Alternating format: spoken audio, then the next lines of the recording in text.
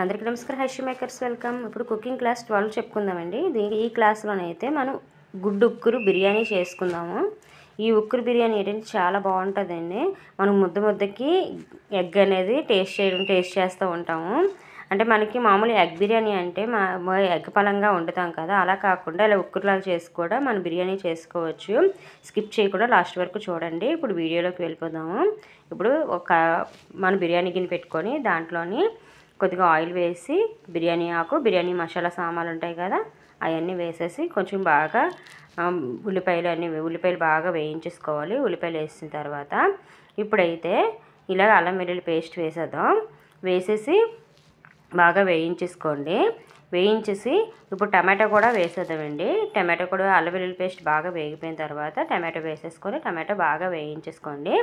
ఇప్పుడైతే ఇప్పుడు చూస్తున్నారు కదా, ఎగ్ ఉంది కదా, ఎగ్ని అలా బీట్ చేసి ఉక్కురు వేసేసి పక్కన పెట్టుకోవాలి. అంటే ఉప్పు కారం కొంచెం కలిపేసి ఉక్కురు వేసి పక్కన పెట్టుకోండి. ఇప్పుడు చూస్తున్నారు కదా, దీంట్లో మసాలాలు వేసేసాము. అలాగే ధనియాల పొడి, కారం, ఉప్పు, కొద్దిగా గరం మసాలా, అలాగే చికెన్ మసాలా కొద్దిగా వేసాను. ఎగ్ కదా, చికెన్ మసాలా వేస్తే చాలా బాగుంటుంది కదా, అందుకని చికెన్ మసాలా వేసాను. వేసి కొంచెం బాగా కలిపేసుకోండి. నీళ్ళు వేయొద్దు. ఈ టమాటా ఉడికిన తర్వాత ఈ మసాలాలు వేసేసి బాగా కలిపేసుకున్న తర్వాత కొద్దిగా పెరుగు వేసుకోండి. పెరుగు వేయడం వల్ల ఏంటంటే మనకి స్పైసెస్ అనేది బ్యాలెన్స్ చేస్తుంది. నేను నిమ్మకాయ వేయనండి, నేను పెరుగు వేస్తాను. నిమ్మకాయ అనేది నేను వాడను. ఇప్పుడు చూస్తున్నారు కదా, మనం ఉక్కురు చేసి పక్కన పెట్టుకున్నాం కదా, దాంట్లోని మనకి ఇప్పుడు కర్రీ అనేది రెడీ చేసుకున్నాం కదండి, బిర్యానీ కర్రీ, దాంట్లోనే ఒక గరిటి తీసి ఇలాగ ఉక్కుర్లో వేసి బాగా కలిపేసుకోండి. ఈ బిర్యానీ చాలా బాగుంటుందండి, చాలా టేస్టీగా ఉంటుంది. పిల్లలకి లంచ్ బాక్స్ కూడా చాలా బాగుంటుందండి. మీరు ఒక్కసారి ట్రై చేసి చూడండి. ఈ బిర్యానీ ఒక్కసారి చేశారంటే మళ్ళీ మళ్ళీ చేయమంటారు.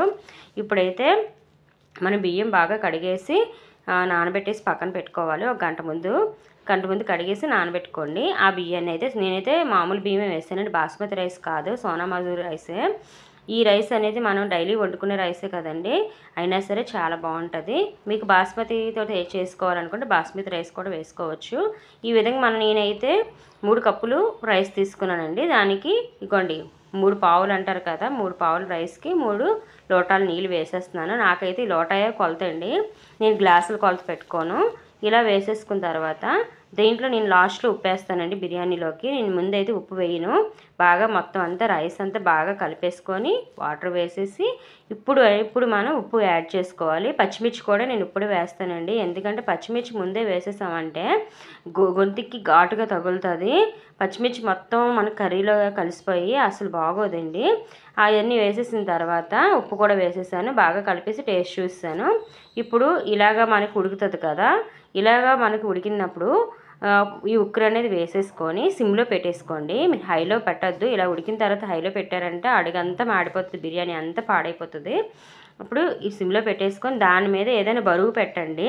నేనైతే బరువు పెట్టలేదు, మీరు బరువు పెట్టుకోండి. దమ్ చేసినట్టుమాట చాలా బాగుంటుంది, చాలా టేస్టీగా ఉంటుంది. ఒక్కసారి టేస్ట్ చేశారంటే మళ్ళీ మళ్ళీ తింటారు.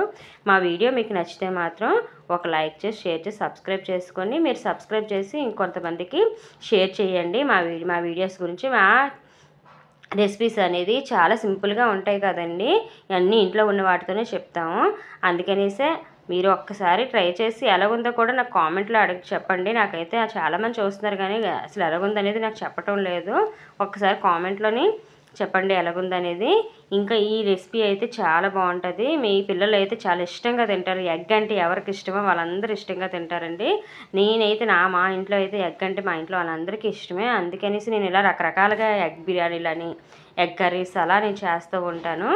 ఈ కర్రీ అనేది ఇది కర్రీలా కూడా చేసుకోవచ్చు. ఎలాగ ఏంటని నెక్స్ట్ వీడియోలో చెప్తాను. Thank you for watching.